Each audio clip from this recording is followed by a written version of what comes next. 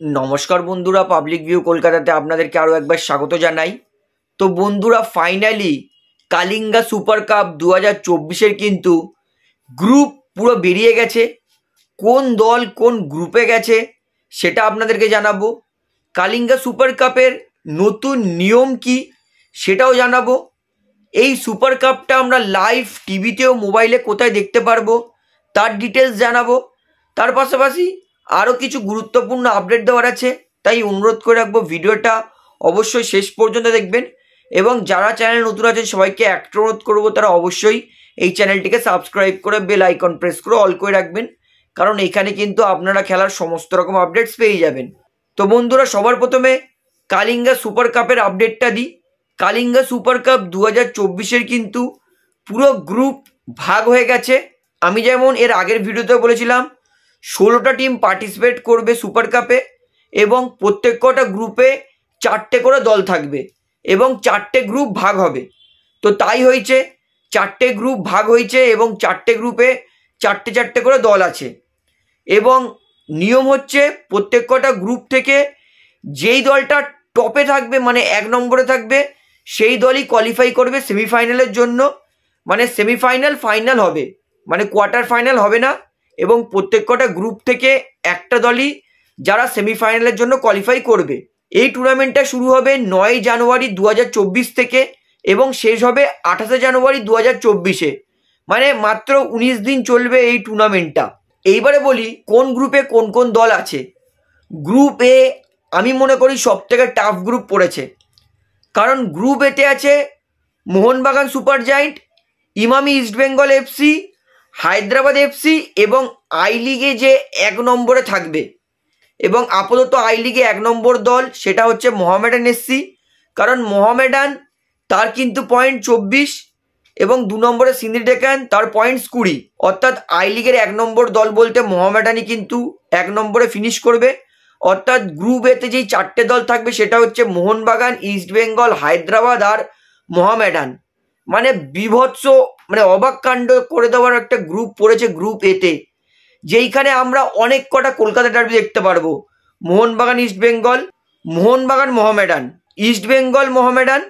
অর্থাৎ এই গ্রুপে খালি ডার্বি, মানে কলকাতার সমস্ত বড় বড় দলকে কিন্তু এক গ্রুপেই ফেলে দিয়েছে।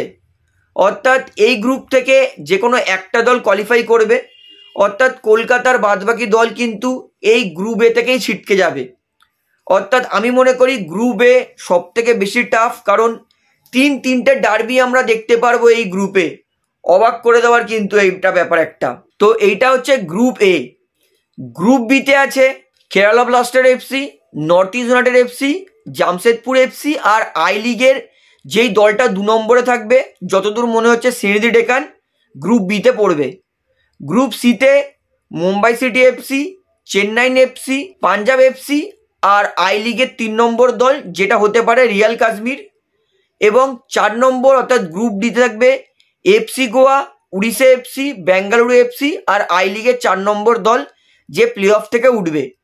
অর্থাৎ আমরা যদি ধরি গ্রুপ এ আর গ্রুপ ডি সব থেকে বেশি ডিফিকাল্ট, এবং প্রত্যেকটা গ্রুপ থেকে কিন্তু একটা করে দলই কোয়ালিফাই করবে সেমিফাইনালের জন্য। এইবারে বলি লাইভ টেলিকাস্ট কোথায় হবে।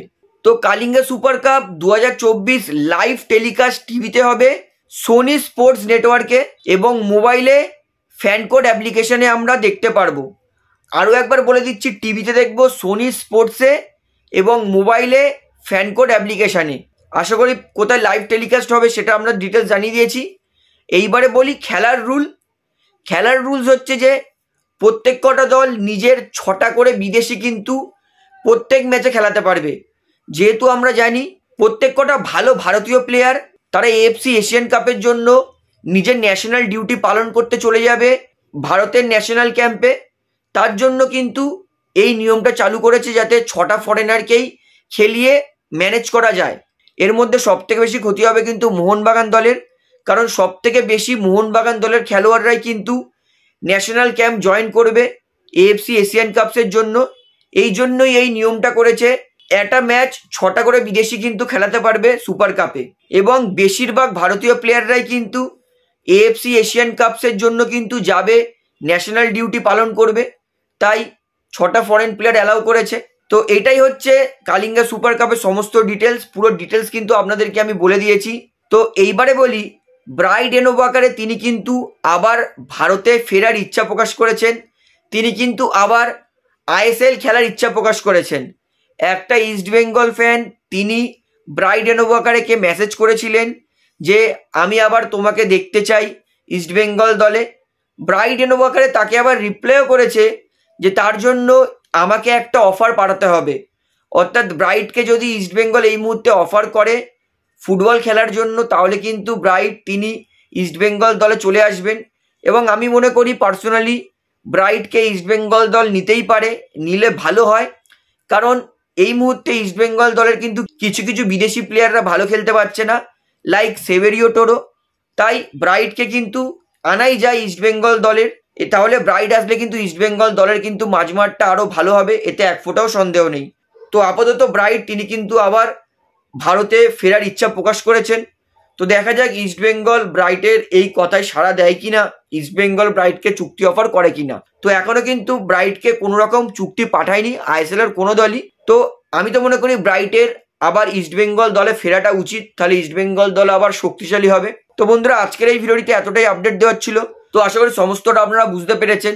তো এই ভিডিওটি আমি এখানেই শেষ করছি। ভিডিওটি ভালো লাগলে অবশ্যই লাইক করুন, কমেন্ট করুন, শেয়ার করুন।